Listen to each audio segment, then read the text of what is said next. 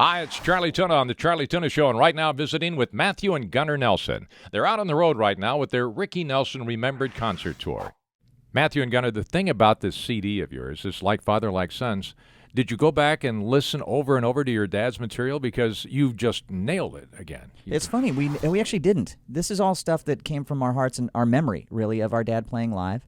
And we interpreted the music the way we felt that he would have liked. Mm-hmm. And it was very natural for us. Matthew, what was your favorite song of your dad's? Well, I had a lot of them. Garden Party is one because it's autobiographical, of course. Yeah. Some of the Stone Canyon Band era stuff. But quite frankly, it's really hard for me to pick a favorite. And Gunnar?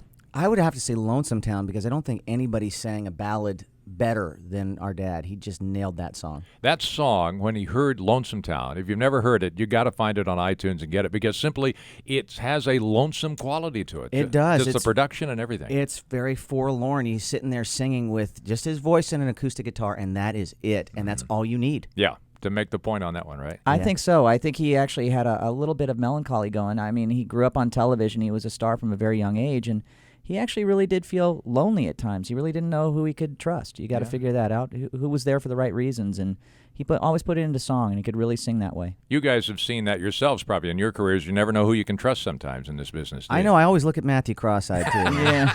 I look over and I wonder from time to time. I don't trust that guy. He wants to go solo. 25th anniversary of your father's death. It's hard to believe it's been that long already. I can't believe it. 25 years. Yeah, I always say that I'm still waiting for him to come home. You know, it seems like he's still on the road. Where were you when you heard?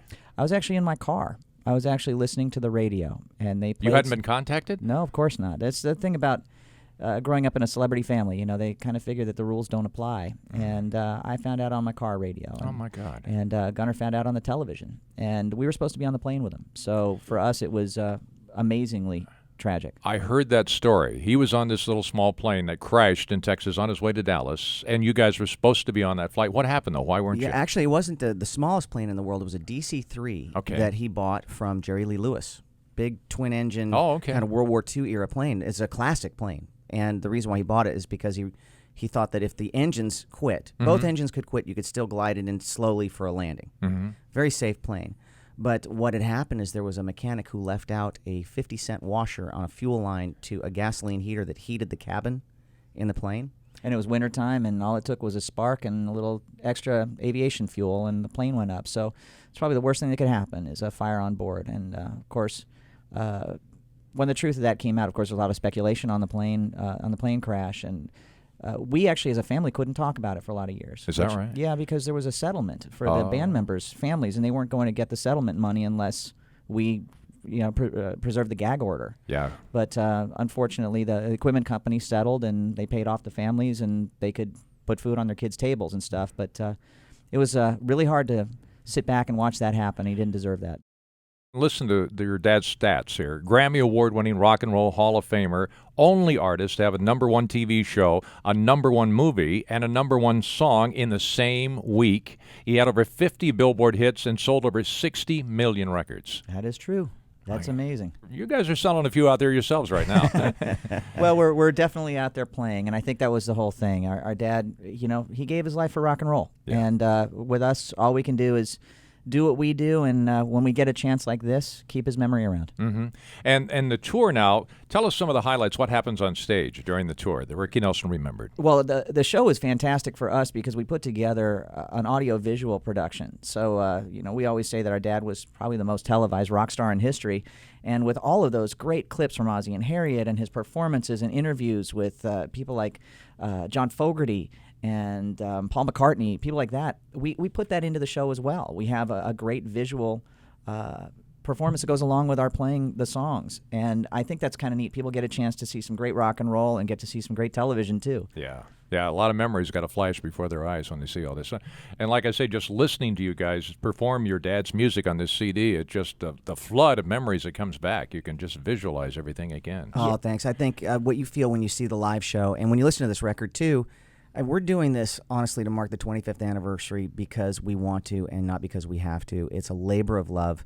We loved our dad. He was our best friend, and he was rock and roll's best friend, too. And so we couldn't think of a better way to actually mark the occasion and celebrate his life and times than actually putting out this record and going on tour.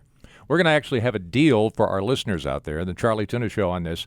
Only here, by the way, and you get a special $4 discount on Like Father, Like Sons, and you go to RickyNelsonRemembered.com, enter the discount code Charlie Tuna. That's RickyNelsonRemembered.com, discount code Charlie Tuna, and $4 off right there, right? $4 off means you can buy 2.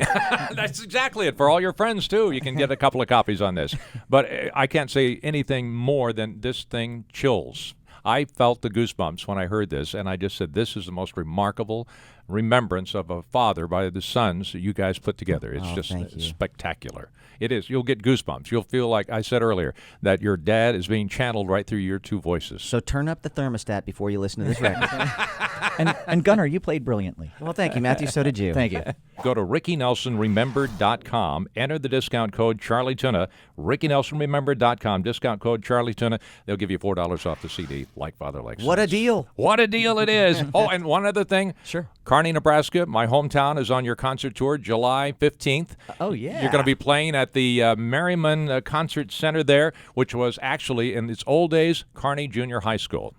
So you'll hear some Ghost of Me probably rattling around in that place. Wherever detention is, we'll find the Ghost That's of Charlie right. Tuna. Right. Gunnar and Matthew Nelson, thank you. Ricky Nelson, remembered indeed. Thank you. One more day, one more night, one more chance to make it right.